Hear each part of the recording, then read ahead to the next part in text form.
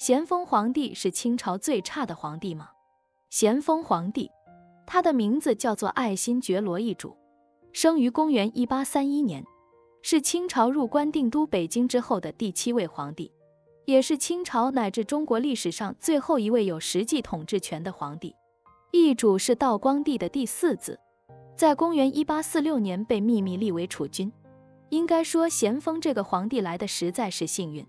咸丰19岁登基为帝，在位11年，于公元1861年8月22日驾崩于承德避暑山庄，享年31岁。他死后由其子载淳继位，即为同治皇帝。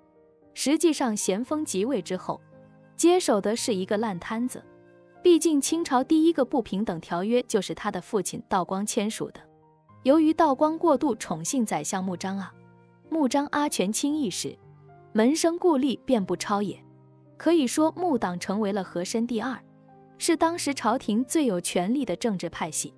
但咸丰对此颇有手段，不久便以保卫贪荣、防咸并国的罪名将穆彰阿罢职。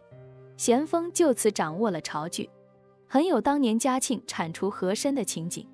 不过咸丰登基后的运气不怎么好，甚至可以说他是个倒霉天子。他在位期间爆发了封建历史上最大的农民起义太平天国起义，随后英法联军攻入北京，他成为第一个逃离帝都的皇帝。当时内外交困，大清大厦将倾，对此咸丰是束手无策。面对种种危机，他深怕自己会成为亡国之君。他也的确和明朝的崇祯皇帝有些相像，但幸运的是，他的大臣比崇祯的大臣要强得多了，让他躲过了一劫，所以剿灭太平天国和他的关系真不大。而至于后来的所谓的同治中兴，那是他媳妇慈禧干的事。咸丰在临终之前设立顾命8大镇，与后宫相护，之后这个想法是非常不错的。但让人想不到的是，不到半年，这个政治构架就失败了。嘉庆、道光、咸丰3代皇帝都有点守成有余，开拓不足，一辈不如一辈。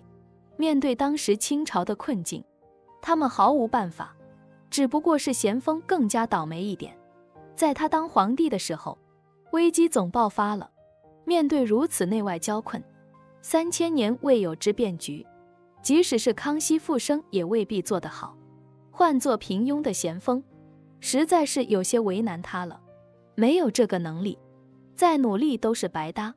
所以咸丰在努力一段时间以后，尤其是鸦片战争失败以后，对政务失去了信心，看见国事毫无起色，就此放弃，也就开始了醉生梦死、花天酒地了。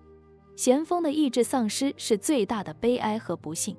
他登基的时候，国库存银180万两，面对如此危局，这点银子又能如何呢？咸丰他也没有追赶时代潮流，他竟然为了不让英法在北京设使馆，同意英法降低关税和提高战争赔款。而之所以如此做，是因为无法忍受外国领事不给他磕一个头啊。就个人境遇来说，咸丰帝一个人把大清朝所有皇帝的倒霉事都遇到了。他一生短暂，非常的心酸和艰难，几经奋起又毫无建树，最终崩溃。但是这也并不能说咸丰是清朝最差的皇帝。咸丰虽然年轻，死的时候不过30岁，但是他却有着一般皇帝难得的用人不疑。在塞尚阿等人兵败之后，他能够既往不咎，令其戴罪立功，这就是皇帝的魄力。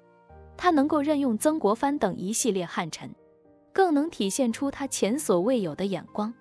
只不过这位年轻的皇帝志大才疏，受困于那个年代中国人的狭隘眼界，他没有办法做得更好。而晚清后面的那3个皇帝，真是个个都比不上咸丰了。